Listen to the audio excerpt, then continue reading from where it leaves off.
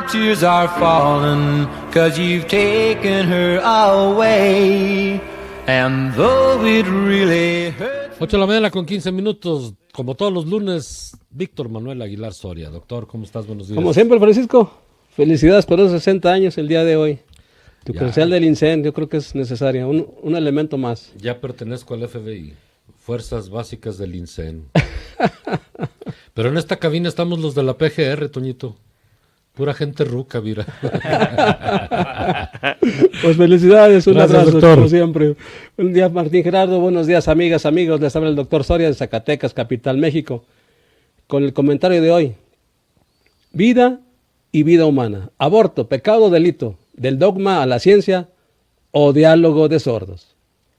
En principio, un aborto, sea de la naturaleza que sea, es un problema humano, difícil y casi siempre traumático para la mujer, incluso cuando lo decide con plena libertad y no existen otros factores como una violación, alteraciones genéticas, incesto, etc. Alternativas para evitar el aborto siempre serán preferibles. Por ello hay que profundizar en la educación sexual y en el uso de métodos anticonceptivos.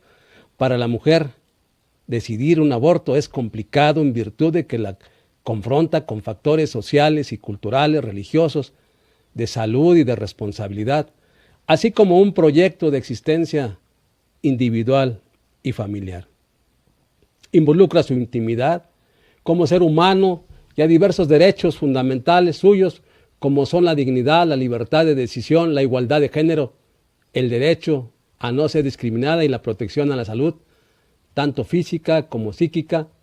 La mujer que aborta en la clandestinidad, porque el aborto es todavía ilegal, conoce además que está exponiendo su vida, su salud, su libertad, y con frecuencia sufre alteraciones o trastornos psicológicos mucho más graves que cuando lo realiza bajo la protección de la ley. La cuestión del aborto nunca ha sido asunto fácil, debido a que implica aspectos de las más diversa índole, desde filosóficos, religiosos, hasta científicos y jurídicos. En tal circunstancia, en casi todos los países, su discusión divide a la sociedad y más que argumentos suelen esgrimirse en muchas ocasiones creencias, emociones, sentimientos y concepciones morales. Así, la discusión se puede convertir en un diálogo de sordos. Los avances científicos han ganado terreno principalmente en los países desarrollados, con democracia y con niveles altos de igualdad jurídica y educación de sus habitantes. El tema del aborto no puede discutirse con descalificaciones e insultos personales, sino únicamente con argumentos. Debe existir tolerancia, una de las características de cualquier sistema democrático, a los planteamientos del antagonista. Debe prevalecer la razón y la causa de los derechos humanos. A veces es importante conocer los argumentos científicos.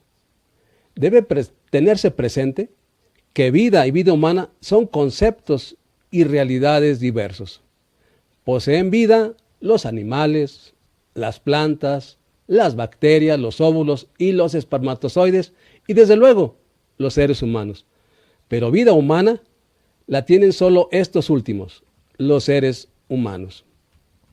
La ciencia, especialmente la neurobiología, ha realizado avances prodigiosos en los últimos años. Para el comentario actual, lo estoy basando en un trabajo del eminente científico mexicano Ricardo Tapia. La diferencia entre el genoma humano y el genoma del chimpancé es solo de aproximadamente 1%. Otros científicos precisan que es solo del 2%. La información genética que se encuentra en ese 1 o 2% es lo que va a diferenciar el cerebro humano de otros primates, es decir, el sistema nervioso central, en especial la corteza cerebral.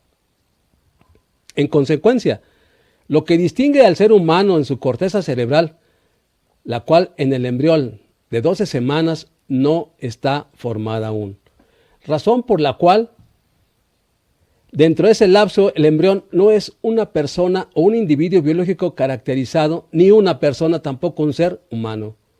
El embrión no tiene las condiciones que van a particularizar al ser humano en virtud de que carece de las estructuras, las conexiones y las funciones nerviosas necesarias para ello y desde luego es incapaz de sufrir o de gozar. Biológicamente no puede considerarse un ser humano. Mientras estén vivas todas las células del organismo humano, pueden vivir de aquel del que son parte. Lo anterior es lo que hace posible la reproducción sexual a través del coito, el trasplante de órganos, la fertilización in vitro, que es la intervención tecnológica fundamental para la reproducción asistida que se inicia precisamente con la inseminación artificial. En estos casos, los espermatozoides y el óvulo actúan como células vivas, fuera de las gónadas que les dieron origen. Todas las células tienen el genoma humano completo. Sin embargo, no por estar vivas y poseer el genoma humano, esas células son seres humanos. Es decir, no es posible afirmar que el espermatozoide o el óvulo sean personas humanas. Al avanzar el desarrollo ontogénico del desarrollo del bebé, las células humanas se van diferenciando y organizando para formar los tejidos y los órganos. Pero no por eso los tejidos y los órganos, los músculos, los huesos, la piel, el riñón o el hígado, el páncreas, los pulmones, el corazón, las glándulas, los ojos, etc., son personas. Si fuera así, la extirpación de un órgano y aún de un tumor benigno o canceroso equivaldría a matar miles de millones de personas dentro del cuerpo de otros millones de personas. Quienes proponen que el inicio de la vida humana corresponde al momento de la fecundación, desconocen o olvidan los conocimientos que en la actualidad ofrecen la biología de la reproducción, la información genética y la inviabilidad del embrión antes de su implantación. No es posible ignorar los avances científicos de la neurobiología. Sería tanto como sostener que nuestro planeta es plano o que el Sol gira alrededor de él, como se creyó durante miles de años, y por sostener lo contrario, Galileo Galilei fue denigrado y perseguido.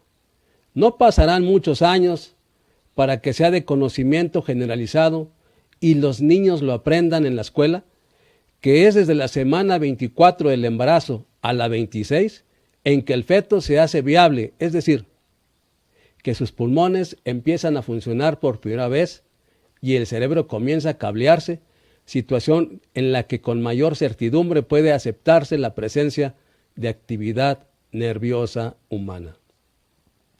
Las más diversas legislaciones e incluso la mayoría de las religiones admiten que cuando existe muerte cerebral es factible desconectarle a la persona los aparatos que la sostienen en estado vegetativo, en virtud de que ha fallecido.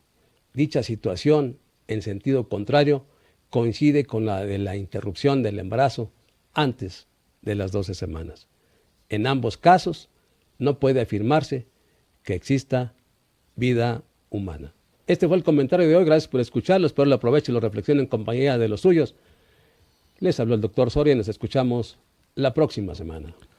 Gracias, doctor. Siempre atinado el comentario del doctor Víctor Manuel Aguilar Soria. ¿Y qué? ¿Presentamos a Gerardo o no? A ver, déjale ver el guión. A ver, ¿de qué vas a hablar, güey? ¿De Cruz Azul? No, entonces no.